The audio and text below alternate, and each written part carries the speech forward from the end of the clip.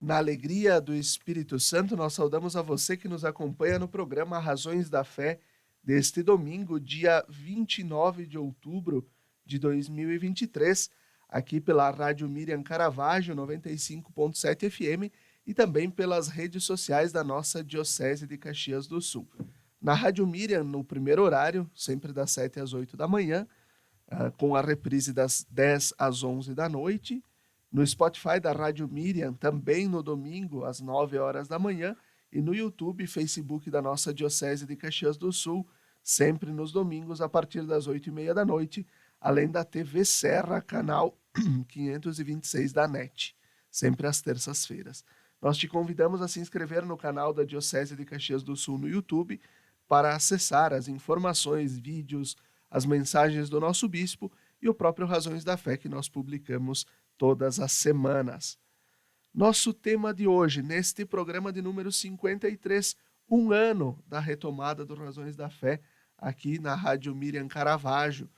No ano passado, nós iniciamos no dia 30 de outubro. Nesse ano, dia 29, rodamos o programa para falar sobre a eternidade. Se o ano passado falávamos do luto, neste ano falamos também do luto, mas na perspectiva da vida eterna. Nossos convidados de hoje, Padre Eleandro Teles, que é sacerdote da nossa Diocese de Caxias do Sul, com formação em Filosofia e Teologia, mestrado em Teologia Sistemática pela PUC, aqui do Rio Grande do Sul.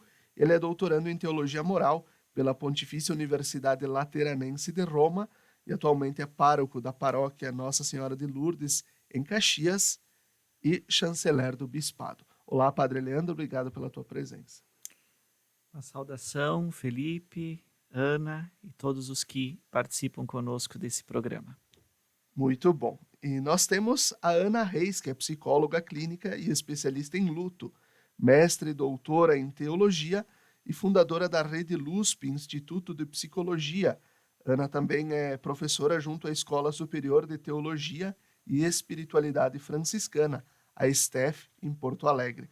Olá, Ana, obrigado pela tua presença. Olá, um abraço a todos. Olá, Padre Leandro, é um prazer estar aqui com o senhor. Obrigada pelo convite, um abraço ensolarado a todos. Muito bom. Nós estamos, nestes próximos dias a viver a comemoração, a celebração dos fiéis defuntos, como nós chamamos na vida da igreja, ou simplesmente o dia de finados, como a gente chama no calendário civil, né? Também temos, no próximo domingo, a solenidade de Todos os Santos, que a igreja no Brasil celebra sempre no domingo, após o 1º de novembro, né? Por não ser feriado por aqui. E nosso tema de hoje, o que esperar da vida eterna? E eu começo com o Padre Leandro. Nosso bispo geralmente fala, né, Padre Leandro, que somos povo de Deus a caminho da casa do Pai, uma linguagem do Concílio Vaticano II também. Por que nós dizemos que a igreja é povo de Deus que caminha para a casa do Pai? A salvação é graça e, portanto, nós caminhamos para a salvação? Estamos todos salvos? Mais ou menos. Com certeza a vontade de Deus é salvar a todos, né? A salvação universal, a vontade salvífica, a vontade salvadora de Deus é para todos. E Jesus oferece essa salvação, essa vida eterna, oferece a casa do Pai como destino último para todos, né? Todos somos convidados, mas ele mesmo diz no Evangelho: muitos são os chamados e poucos os escolhidos. E então a salvação não é uma coisa automática também, né? Não é algo automático na vida do cristão. Não é só receber o batismo, não é só receber a crisma, que significa que estaremos automaticamente salvos. Mas depende também da nossa participação, do nosso sim a esse convite que Jesus nos faz. E o nosso sim a gente dá com a vida, né? Com as atitudes, com a prática, com a vivência dos valores do Evangelho, dos mandamentos de Deus. Então, como dizia Santo Agostinho, o Deus que nos criou sem o nosso sim, não nos salvará sem o nosso sim. Como Jesus diz em Mateus capítulo 25, por exemplo, né? Que são os critérios do nosso juízo final, digamos assim, né? Eu tive fome, me destes de comer, eu tive sede, me destes de beber, eu estava doente, preso, e cuidastes de mim, eu era estrangeiro, e me acolhestes, enfim, aquelas obras de misericórdia, como nós chamamos na linguagem tradicional da igreja, aquelas obras de misericórdia corporais e espirituais, é que no fim irão decidir sobre a nossa salvação. Ou como dizia São João da Cruz, no entardecer da vida seremos salvos pelo amor. Então é esse amor praticado, vivido, esse amor do Evangelho, esse amor que em última análise é Deus. É esse amor que nos salva. Se nós vivermos essa caminhada neste mundo, vivermos este caminho de amor e vivermos no amor, com certeza esse caminho nos conduzirá ao amor eterno, que é Deus. Então essa pergunta, o caminho para a casa do Pai, é o caminho do amor. E é o caminho que nos leva à fonte de todo o amor, que é o próprio Deus, que é a Trindade. Então, o que é o céu? O que é a casa do Pai? O que é a salvação eterna? Nós poderíamos resumir tudo numa única palavra. É o amor. O céu é o amor pleno. A vida eterna, a casa do Pai, a nossa casa é o amor. Porque nós fomos criados por este amor. A nossa origem é este amor, né? A origem do ser humano, da vida humana, é este amor que é o seio da Trindade. Nós viemos deste amor e nós caminhamos para este amor eterno, para essa comunhão total de amor que é o céu, que é a eternidade.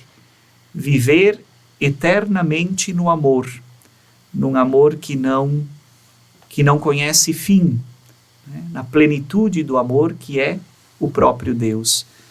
Então a visão do céu, a visão da salvação eterna, ela tem toda essa beleza, porque em última análise é o amor de Deus que nos salva, Ele nos quer nesse amor.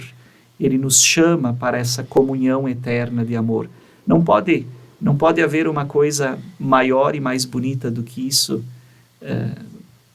para o nosso futuro, para o nosso desejo também humano.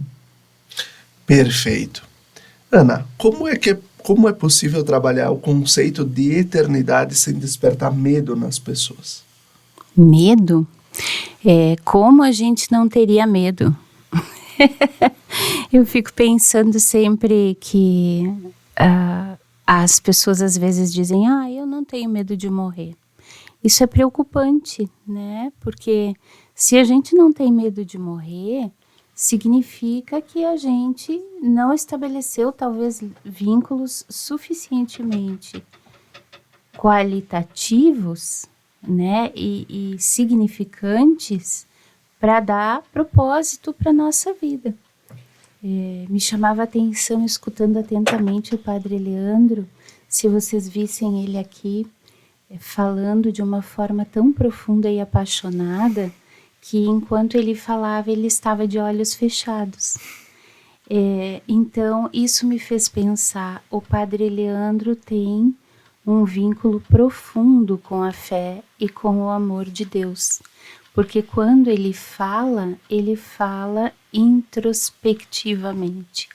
Ele fala como alguém que mergulha. E mergulho pressupõe transcendência, transcendentalidade.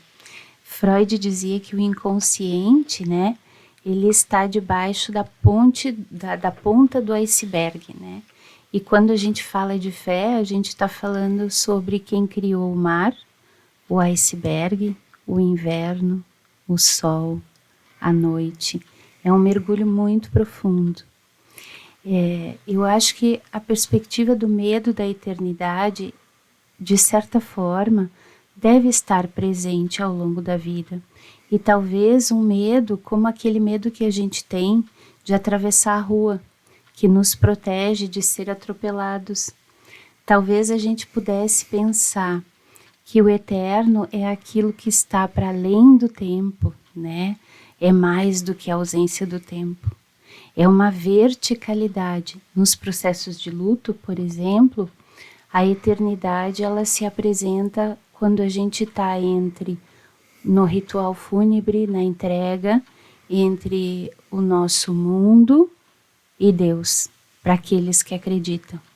Então, naquele momento, a eternidade ela se faz presente assim. Eu queria só mais um minuto, eu queria só mais uma hora, eu queria só mais um abraço, eu queria ouvir a voz uma última vez, eu queria dizer eu te amo mais uma vez. O que é isso? Isso é a presença da eternidade, porque o amor feito de alma, ele ultrapassa o tempo, né? O tempo não dá contorno para o amor, né? Ele vaza, ele transborda. Então, naquele momento da entrega, a gente está vivendo esse kairos, né? Essa experiência intensa de se sentir também eterno por aquilo que a gente carrega no coração.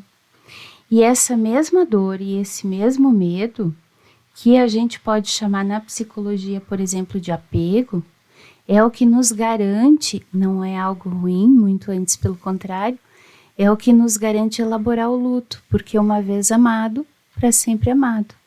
Então essa experiência de amor passa a ser um elástico que se estende do mundo dentro do tempo para o mundo além do tempo. E se nós nos sentimos parte da eternidade pelo que a gente experimenta no amor aqui, então a gente não é mais só daqui. E não sendo daqui, sendo também de lá e tendo pessoas que a gente ama lá, e aí a gente entra em contato com o conceito de comunhão dos santos, né? Nós somos vivos e eternos aqui e temos pessoas que podem, por amor, interceder a nós aqui e nós aqui a elas, através desse elástico. E é isso que na fé cristã Jesus vem nos convidar a conhecer, né? Então, o que o Padre Leandro dizia, para mim, Padre Leandro, me corrija se eu estiver errada, está associado a uma volta que a gente faz e o luto nos convida, uma virada para dentro, para além da ponta do iceberg e do que existe debaixo da água, no mar, muito, muito além, que no luto é o amor que nos convida. Quando a gente começa a pensar, mas para onde vai quem eu amo? Como será que é ela do outro lado? Né? E essa experiência que a gente vai conhecendo como comunhão dos santos depois, né? É a experiência que vai dando um outro sentido para a minha vida aqui. Porém, sem negar a dor, o protesto, a grande ruptura e transformação que essa mesma conversão no luto propõe. Então, a eternidade é a manifestação e a força desse amor dentro do tempo. E quando a gente vive essa força dentro do tempo, a nossa experiência de viver no tempo muda. Que explanação profunda falarmos, né, desse amor que transcende e ao mesmo tempo usar essa figura do iceberg, né? Acho que é algo que nos faz mergulhar no mistério, né? E aí, o Padre Leandro, né, a gente falava, né, do amor de Deus, o amor trinitário. O que é o céu? Qual é o conceito de purgatório? A igreja crê de fato no inferno? Ou há uma tentativa, muitas vezes, de relativizar que está tudo certo sempre? Pois é. Então, eu penso que, continuando nessa linha de raciocínio e pegando esse gancho que a Ana nos colocava, o amor, tem uma frase muito bonita de um autor que eu estudo, que é o Ratzinger, e ele diz assim: o amor quer a eternidade, o amor deseja eternidade, ele tem sede de eternidade. Justamente nesse sentido, né, como a Ana falava, isso que aparece muito nos rituais fúnebres, né? Nós não queremos nos separar, não queremos deixar quem nós amamos, né? Então, aquele sentimento, aquele momento de amor que nós experimentamos, aqueles momentos fortes da vida, né, que são puro amor, a gente não quer que acabe, a gente não quer que aquele momento acabe, a gente não quer deixar aquela pessoa, porque o amor, ele deseja eternidade. O amor precisa durar, né? A gente não quer que aquele instante passe. Alguns pais não querem que os filhos cresçam, né? Porque é muito amor. Então, o céu é isto. É esse instante, poderíamos dizer assim, mal comparando, porque as palavras, aqui todas as palavras são insuficientes, né? Para imaginar e pensar no céu, racionalizar sobre isso. Mas o céu é esse instante que dura para sempre. Aquilo que a Ana falava também não significa somente ausência de tempo. A eternidade, nós não podemos imaginar que a eternidade é uma espécie de vácuo, de ausência de tempo simplesmente, ou então como naqueles desenhos, né, de antigamente, alguém tocando harpa no paraíso, lá num jardim, ou em cima de alguma nuvem, como se fosse uma coisa monótona, né, sem graça, ou... Não é nada disso. O céu, nós poderíamos imaginar aquele instante perfeito da nossa vida, aquele minuto, aquele momento que a gente experimenta nessa vida já, uma experiência profunda de amor e que a gente não gostaria que acabasse, né? A gente gostaria que aquilo ali não acabasse nunca, que durasse para sempre, porque é a plenitude da alegria, da felicidade, da paz. Isso é o céu, é esse amor, é esse instante que dura para sempre, que nunca vai terminar. Essa é a eternidade.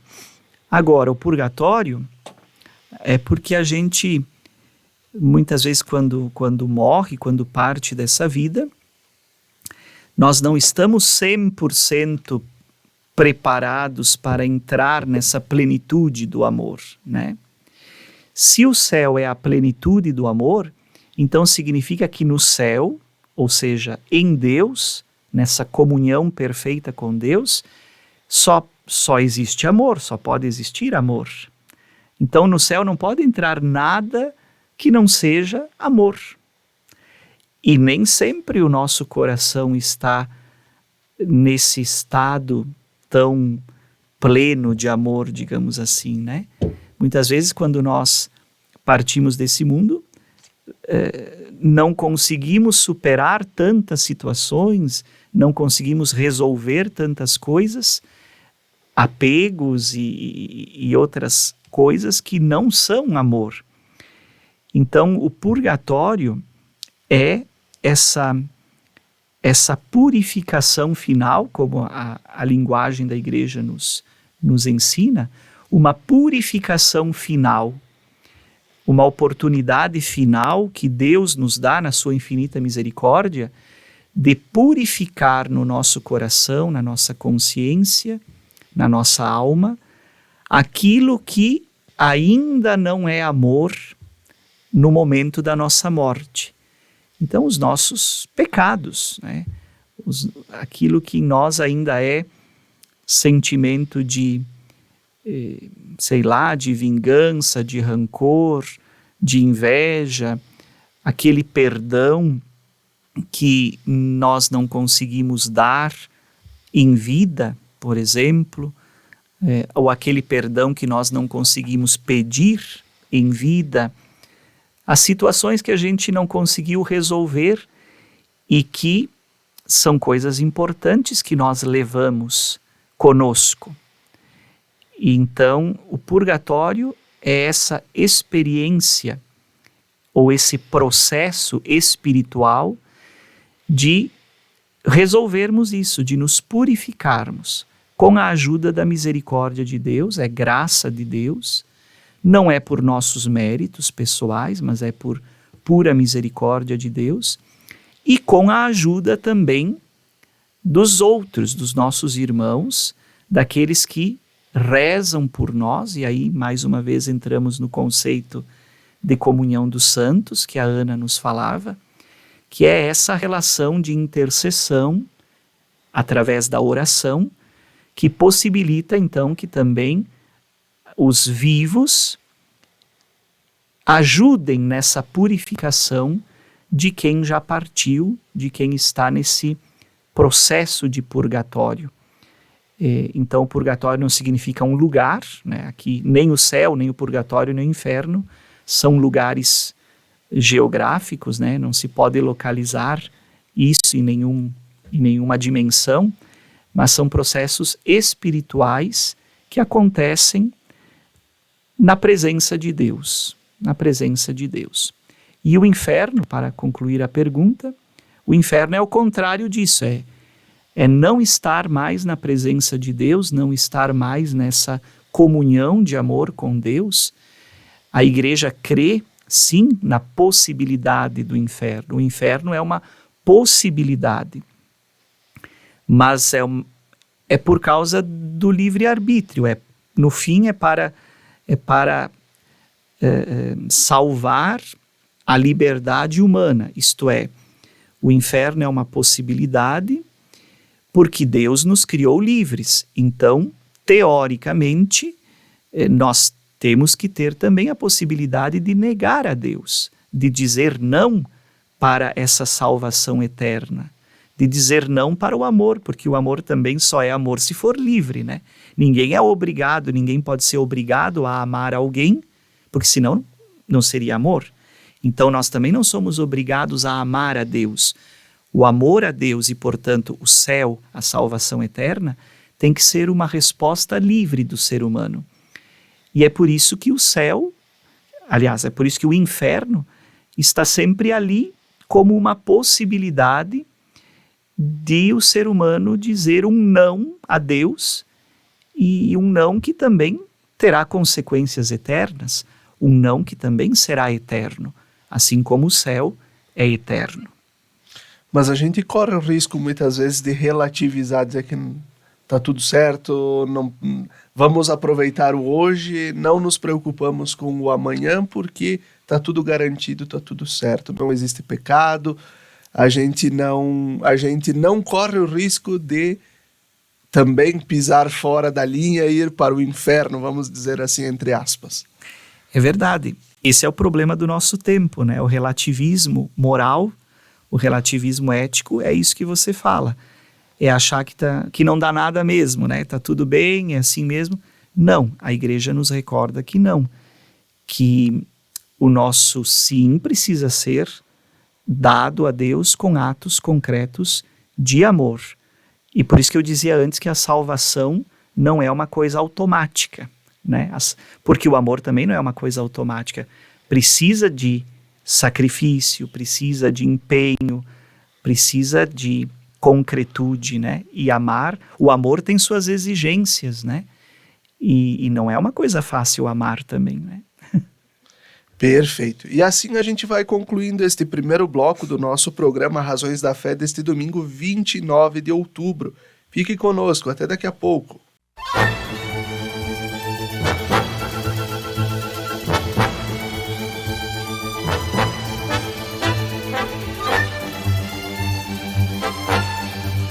Estamos de volta com o segundo bloco do nosso programa Razões da Fé deste domingo, dia 29 de outubro de 2023, aqui pela Rádio Miriam Caravaggio 95.7 FM e também pelas redes sociais. Nosso tema de hoje, o que esperar da vida eterna? Nós temos como convidados o padre Eleandro Teles e a psicóloga Ana Reis. Ana, antes nós falávamos do que a igreja nos ensina também sobre a escatologia, um pouco sobre, né, a eternidade. Como a psicologia nos ajuda a traduzir isso e como falar de eternidade nos lugares, né, nos ambientes do mundo aí fora, né, nos ambientes mais secularizados e céticos, que não obrigatoriamente acreditam no Deus que nós acreditamos?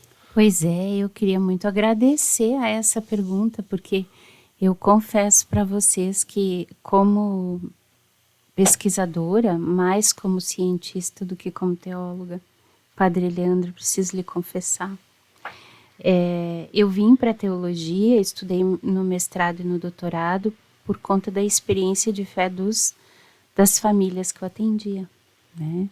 E eu queria muito entender como que aquela experiência de fé crítica, em crise nesse sentido, né, no luto, rompida, sendo reconstruída, podia interferir no processo de luto e como o luto podia interferir na fé.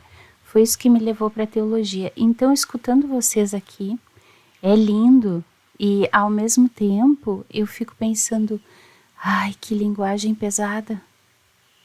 Que linguagem pesada, né? Essa de pecado, inferno, purgatório. E como eu venho de fora, né? Eu fico pensando, bom, nós aqui estamos num programa da teologia cristã, né? Da fé católica. Mas como fica para quem não convive com essa linguagem? Então, eu queria dizer para vocês, assim, que como eu tenho testemunhado essas experiências no luto lá fora, né? O que é céu no mundo lá de fora? O céu é o sorriso de um filho, é o olho brilhando de alguém que te ama, é um momento em que você luta muito para passar numa prova ou conseguir entrar numa seleção de um trabalho importante e você consegue. O céu é quando você está muito angustiado, muito triste e da onde você menos espera chega um abraço. Da pessoa que ia te criticar chega um apoio, uma ancoragem. Isso é o céu. E talvez a gente viva uma vida inteira sem saber o que é isso. E aí é muito difícil quando tem uma linguagem, né, um conjunto pedagógico, espiritual, que diz para nós pecado, pecado, pecado, e a gente nem entende bem o que é esse pecado, né? Assim como o céu é essa força vitalizante que dá sentido para a nossa vida, e a gente pode experimentar ele aqui, o Moltmann, né, que é um autor da escatologia, ele diz que o céu é um instante cristológico, que é um momento em que a gente sente por que a gente está vivo. E eu brinco um pouco como consultora nos retiros, das equipes que montam os retiros, né? Eu digo que quando a gente está dentro de um retiro, no finalzinho do retiro, a gente começa a experimentar o céu. Porque todo mundo é irmão, todo mundo é amigo, e o tempo a gente já não sabe que horas são, a gente não sabe se é sábado, se é domingo, e na segunda-feira a gente está num estado de graça, né? Com um humor assim, super ativado, cheio de dopamina, né, no sistema nervoso central. O que é isso, né? Isso é estar bem próximo daquilo que constrói sentido para a minha vida. os motivos pelos quais eu estou aqui, estou viva, estou trabalhando, estou em contato com as pessoas. Isso é construído a partir do apego, dos vínculos seguros, dos vínculos que dão retorno para nós. Inclusive, do ponto de vista dos exames de neuroimagem, hoje, a gente vê a diferença de um cérebro que tem vínculos, né? Essa pessoa que tem amigos e familiares que ela ama, e um outro que não tem. Então, quando a gente fala de pecado, a gente lá fora está falando da distância, da ruptura, do distanciamento disso. De tudo aquilo que faz com que a minha vida tenha sentido para mim e me traga paz. E pode ser que eu viva uma vida toda com muito pouco disso. E aí, se eu entendo que Deus é amor, quem é que vai me dizer que eu tenho direito a me aproximar disso se eu nunca recebi? E aí, isso que o Padre Leandro diz faz muito sentido para mim. Que alguém pode se aproximar de mim e dizer, você pode. Eu tinha um aluno na catequese, quando eu era catequista lá nos meus 18 anos, que dizia assim, mas, por exemplo, o Fernandinho Beiramar vai ser perdoado, né? Que era enfim, uma pessoa fora da lei, né? E que fez muitas coisas ruins, né? Na percepção desse jovem. Depende se o Fernandinho Beiramar se vê em condições de caminhar para essa paz, para esse amor. Quanto disso ele conheceu na vida e quem pode apresentar isso para ele? No processo de luto, a gente entende que há uma quebra tão grande desse mundo presumido. No luto, o mundo que eu achava que era se mostra completamente diferente. Nós tivemos uma experiência agora a convite da CRB de estar na cidade de Mussum, trabalhando no hospital de Mussum. E lá dentro daquela cidade com aquelas famílias, nós tínhamos uma sensação de retiro, porque todos eram desconhecidos, mas todos estavam tão ligados uns nos outros que a gente dava bom dia para todas as pessoas e a gente se sentia ajudado como voluntários e ajudava a todas as pessoas. Nós éramos uma comunidade só, trabalhando no resgate e na reconstrução daquela cidade e daquelas famílias. E quando a gente voltou, dias depois, voltando para Caxias, foi tão estranho, Padre Leandro e Felipe, porque a gente caminhava na rua e as pessoas não davam bom dia para nós. E aí a gente se perguntava, mas para onde foi aquilo? O que acontece que lá dentro daquela cidade, destruída pelas águas, nós éramos todos uma família só, e aqui a gente não consegue nem a linguagem do encontro, que é a verdadeira ética, né? Nem falo de moral. Moral eu vou deixar de fora aqui para o Padre Leandro cuidar. Que é olho no olho dizendo bom dia, olá, como você está? Nem em ambientes que a gente se conhece, né? Então, talvez, eu não gosto muito de quem diz que o luto existe para nos ensinar. Eu acho que ele é dor mesmo. Mas alguns de nós podem se dar conta nesse imenso processo de transformação, tudo que pode ser mudado e dar um destino, transformar a dor em laços de amparo e cuidado, dar um destino e um propósito diferente para a sua vida a partir do que a dor nos mostra, porque sem dúvida o que a dor mostra, a alegria não nos deixa alcançar, né? Do ponto de vista do cuidado com enlutados nas comunidades, a gente precisa prestar muito atenção aos sintomas naturais do luto. Por exemplo, há um tempo atrás eu trabalhava com uma senhora que perdeu um bebê e ela era ministra na sua comunidade. E no momento em que a urna estava sendo fechada, o religioso que estava lá fazendo a oração, ele confundiu a desesperança do luto com a desesperança na fé. E ele disse no ouvido dela, se você tivesse Jesus no coração, você não estaria tão triste. E assim como a urna se fechou sobre o filho dela, se fechou toda a possibilidade de crer. Porque ela se sentiu profundamente excluída da sua experiência de fé e da sua comunidade. O que aconteceu ali?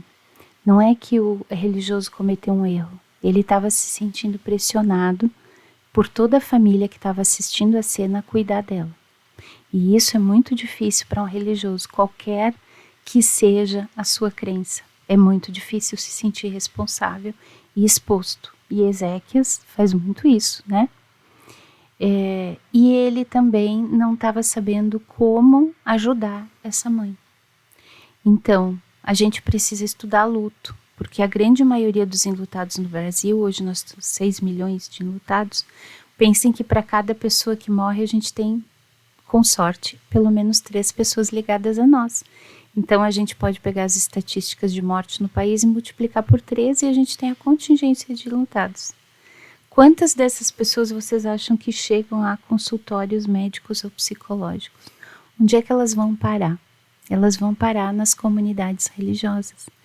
E aí tem uma pesquisa muito interessante do Burke de 2014 que ele diz assim, que na escuta dos enlutados existem fatores complicadores no suporte social e espiritual tão grandes que podem fazer com que os enlutados se sintam julgados por aquilo que eles questionam em Deus, pode fazer com que eles se sintam pessoas de pouca fé ou frágeis, ele aponta esse critério, pode fazer com que os enlutados se afastem de amigos, da comunidade, de companheiros, de religiosos, às vezes trocam de lugar onde ir à missa, porque eles não querem cumprimentar as pessoas, porque não querem mais ouvir os jargões do tipo Deus quis assim, um dia você vai saber por quê, né? Então isso é exaustivo e é doloroso.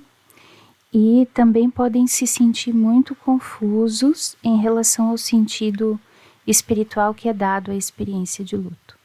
Então eu digo sempre que quem começa defendendo Deus para uma família enlutada já começa mal, né? Começa defendendo Deus em detrimento da dor. Esses tempos atrás eu ouvi também de um religioso que dizia assim que o luto é a oportunidade de arrecadar fiéis. E eu respondi para ele muito mais para perdê-los. Né? Porque se nós não levamos em conta aquilo que é natural, que as pessoas vivam, e possamos oferecer tempo, e tempo aí de 1 a 2 anos, né? Para as pessoas poderem se restabelecer, se regular emocionalmente, entender o lugar que elas ocupam e o que aconteceu com elas, sem dúvida nenhuma, a gente não vai conseguir nem alcançar, cuidar delas através do amor de Deus.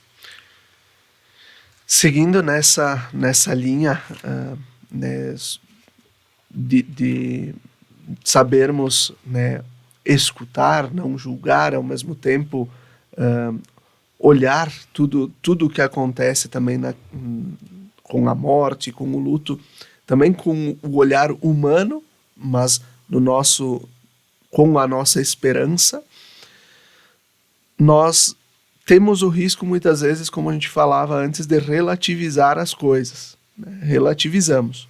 Mas também há quem, do outro lado, o rigorismo, né?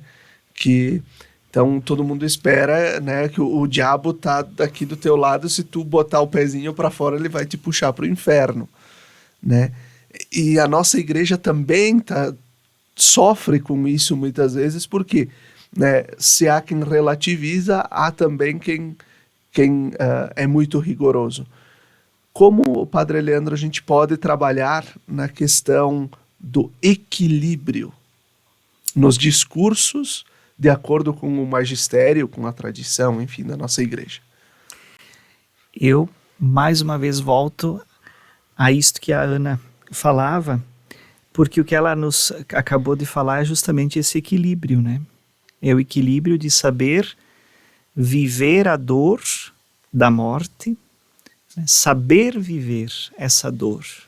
Não é ignorá-la como se ela não existisse, né?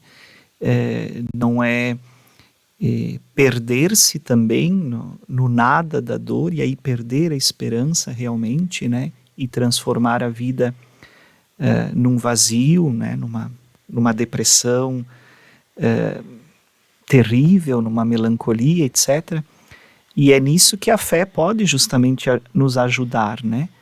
a ressignificar essa perda, ressignificar essa morte, esses laços com aqueles que nós amamos e que morrem. Então, a fé cristã e a doutrina da igreja podem aqui ajudar muito nesse processo de reencontrar a alegria de viver, reencontrar o sentido, reencontrar o amor nessa dor, né? Porque essa dor é amor, né? Essa dor é o custo do compromisso de amar. Né? Exatamente, né? Entre aspas, é o preço do amor, né? Se a gente ama, sofre, né? Quem ama, sofre. Isso é inevitável. E isso é o que também o cristianismo nos ensina. O cristianismo, no fundo, nos ensina isso, que o amor, só é verdadeiro amor, quando tem também um sofrimento junto, quando tem a cruz, né?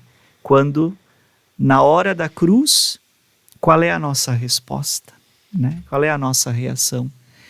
Então, acho que o que a igreja pode nos ajudar, o que a fé pode nos ajudar, e aqui está o ponto de equilíbrio de tudo isso, é como reencontrar Deus, ou encontrar Deus pela primeira vez até, no fundo dessa dor. No fundo da dor da morte, da perda, do luto.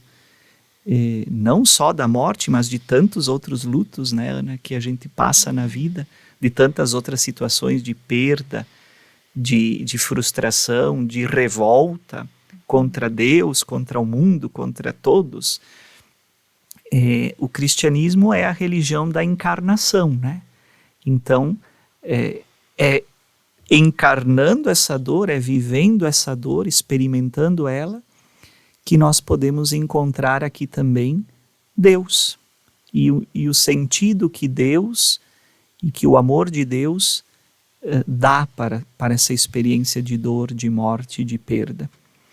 Então eu penso que o equilíbrio, ele está nisso. Não é ignorar e também não é se entregar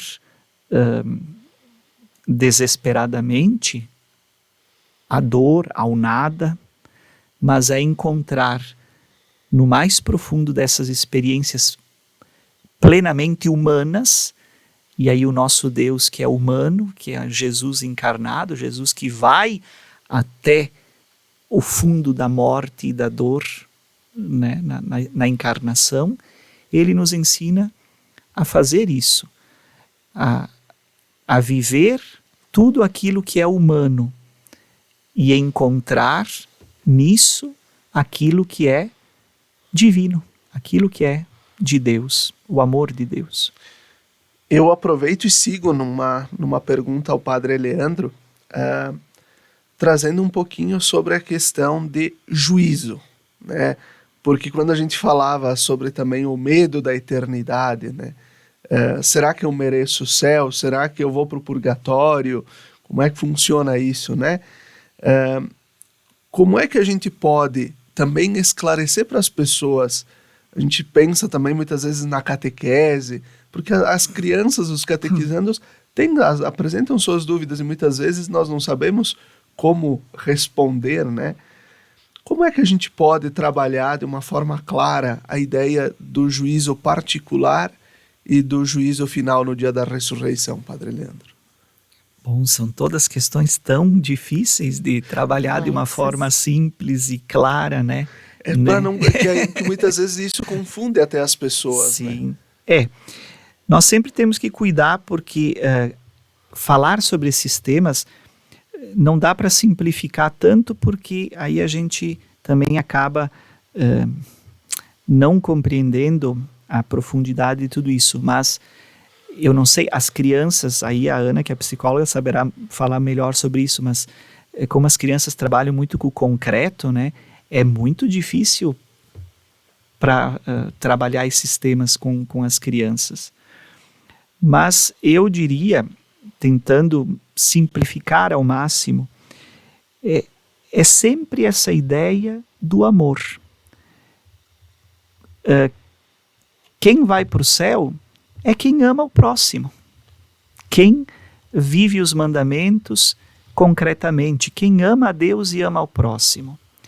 O purgatório é uma coisa lindíssima, porque o purgatório é amor, é a purificação do amor, é a misericórdia. O purgatório não tem nada a ver com o inferno, ao contrário, o purgatório já é o céu, mas ainda é a purificação de quem não está 100% pronto para entrar na plenitude do amor que é o céu. E o juízo final, aqui teria que entrar em questões de parousia, de fim do mundo, é muito complicado isso aqui, mas o juízo particular que acontece na hora da morte é justamente isso, aquilo que São João da Cruz dizia: no entardecer da vida ou no final da nossa vida, na hora do juízo, nós seremos julgados pelo amor. Então, é ver se nós amamos ou não amamos. Se permanecer um fio de amor, diz Bento XVI na encíclica Spes Salvi, se permanecer um fio de amor que nos liga a Deus, porque o que nos liga a Deus é o amor, bom, aqui há a possibilidade do céu. Aqui está o céu, está a possibilidade, está o caminho para o céu. É possível que alguém viva de tal forma que não tenha mais amor nenhum? É possível, faz parte da liberdade humana. Mas é difícil, né? Deus quer salvar a todos. Mas quando chegar o fim, Padre Leandro? Quando chegar o fim? Não só da minha vida, ou da tua vida, ou da vida da Ana, mas quando chegar o fim dos tempos. Nós cremos na vitória do amor. Jesus já nos garantiu que no fim, seja no fim da minha vida ou da tua ou no fim do mundo, o que vai vencer é o amor. Porque Deus, que é amor, ele é mais forte do que todas as forças do mal da história do mundo. Então, essa certeza nós já temos. E é por isso que o cristão, ele é uma pessoa de esperança. Ele espera aquilo que ele já sabe que está garantido, que Jesus já nos garantiu, que é, no fim, a vitória do reino de Deus. É a vitória do amor, da verdade, da justiça. É a plenitude do reino de Deus. Então nós não temos que ter medo desse fim, porque esse fim, para nós, é uma vitória. Não é uma destruição, não é uma derrota, mas é a vitória de Deus. Moltmann tem uma frase muito bonita que conversa com Ratzinger também quando ele fala do credo, né? Que é: atrás de cada fim sempre há um novo início. É esse amor que vai nos acompanhando ao longo da vida, porque é uma esperança proativa, né? A partir do momento que a fé se instala, já a percepção e o olhar sobre a vida muda. Então não é uma esperança que vem do passado e nem que venha do futuro. Ela está presente sempre e ela pode fazer com que a gente se sinta diferente. O Ratzinger diz uma coisa muito bonita, né? Ele diz que quando o bebê é batizado, por exemplo, ele recebe então, a partir da fé, aquela marquinha no coração, né? E que quando então a gente vai embora daqui, chega lá nas portas do céu, só se apresenta, abre o peito e as portas abrem, porque é como uma senha em uma estalagem, né? A gente tem isso com a gente e basta chegar pertinho, não precisa ser muito perto também, e as portas se abrem. E isso acontece dentro da vida da gente hoje, né? No momento em que eu olho para as coisas de um outro jeito, eu também vou responder de um outro jeito e posso me sentir muito mais facilitado, né? Mais uma pergunta, Ana. Dentro dos nossos conceitos e do que a gente falava, né, o Padre Leandro trouxe muito forte a questão da vitória de Cristo, que nos garante, né, a cruz como uma escada, vamos dizer, né? como a gente olha a finitude humana com os olhos humanos e a eternidade com os olhos da fé? Essa é uma linguagem entre a ciência e a teologia, né? E precisa ser um diálogo em aliança, para que a gente possa compreender bem. Ou seja, da teologia, a gente possa utilizar a sabedoria que busca a serviço de que a ciência descobre o que descobre, né? Para que a ciência usa aquilo que ela descobre? E da ciência, a razão iluminada pela fé. Então, esse diálogo que faz com que a gente, pela ciência, pense como seria uma fé saudável, né? E na teologia, como seria uma vida saudável a partir da fé também. Quando a gente pensa dentro da teologia o mistério pascal, e aqui eu quero dizer para vocês que eu aprendi com os pacientes que eu atendi, que são católicos, né? Nós temos lá uma experiência de vida, morte e ressurreição. Então o padre Leandro falava da cruz e que atrás da cruz existe a luz, né? Então não se chega à luz dentro dessa construção sem passar pela cruz. Por que isso faz sentido para os enlutados com o tempo? Com o tempo. E aqui eu quero trazer um exemplo de duas crianças que eu ouvi conversando lá na clínica um tempo atrás. Uma delas era filha de uma família budista e a outra de uma família cristã, não católica, cristã, né? Luterana.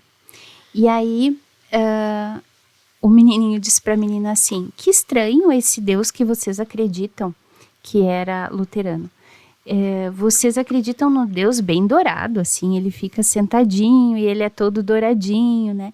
E a menina falou: sim, ele é dourado, ele é bem bonito, e o de vocês é muito feio, ele fica numa cruz todo machucado. Eu não sei por que vocês acreditam nisso. E aí o menino disse para a menina assim: é que o Deus da gente é um Deus real, ele sofre. E a gente estava ouvindo o diálogo deles, assim, né? E aí nós ficamos pensando naquilo. Isso para mim foi uma experiência de aprendizado tão grande. Então eu entendo por que os enlutados cristãos, eles compreendem na experiência de Jesus, com um vínculo pessoal e íntimo, o que é amar e um modelo de amor, né? Amar e perder. O como é perder, sofrer, chorar, sentir pelos amigos, né? Lá na cruz poder dizer: Pai, se tu pode, me tira disso, né? E compreendo também a questão da ressurreição como uma possibilidade no luto de reconciliação com a vida e o mundo. E se a gente pensa o advento do Natal, por exemplo, a vinda de Deus, né? O que é Deus rebaixado a um bebê, gente? O que é isso, né? Alguém que vem nos encontrar pagando todo o preço que tiver que pagar para nos encontrar, né? Isso faz muito sentido no processo de luto e na vida. Então, aquele silêncio de Deus que o enlutado testemunha e que o faz sofrer, também é um convite para olhar para a vida como ela é de verdade. Que o sofrimento, ele é inerente à vida. Nós vivemos num mundo onde existe, tudo é muito ambíguo e é relativo, né? Existe o inverno e o verão, a primavera e o outono, onda que vai e onda que vem, noite e dia. Mas quando a gente pensa no amor, a gente pensa nessa completude, nessa reconciliação, nesse caminho que atravessa a dor, né? Então a gente descobriu lá na pesquisa com esses enlutados, os enlutados cristãos, que a fé passa por uma reconstrução e se torna uma fé mais inteira, mais madura, mais realista, eu diria. Não que ela não fosse antes. Deus também é questionado na sua imagem e Jesus aparece com uma força total. Inclusive eles dizem, né, que a igreja possa trabalhar mais a vida de Jesus, porque isso permite uma identificação plena, né, com a vida da gente aqui. O conceito de amor muda, porque entra a questão da eternidade no luto, e o conceito de tempo muda. Se a gente prestar atenção, os enlutados nos dizem: parece que foi ontem e ao mesmo tempo faz tanto tempo que eu perdi. Eu sinto tanta saudade. Então essas categorias, elas afetam a fé, que afeta o processo de luto. E no final das contas, a fé acaba sendo uma força em potencial de resgate e recuperação da vida no coração de um Deus sofredor. E assim nós vamos concluindo o programa Razões da Fé deste domingo, dia 29 de outubro. E eu recordo o que diz o prefácio, né? Aquela oração que se faz antes da consagração, no momento da missa, no dia de finados, onde se diz: aos que a certeza da morte entristece, a promessa da imortalidade consola. Senhor, para os que creem em vós, a vida não é tirada, mas transformada, e desfeito o nosso corpo mortal, nos é dado nos céus um corpo imperecível. E assim a gente conclui, desejando que você possa ter um dia da celebração dos fiéis defuntos de muita serenidade e paz. Até o próximo domingo.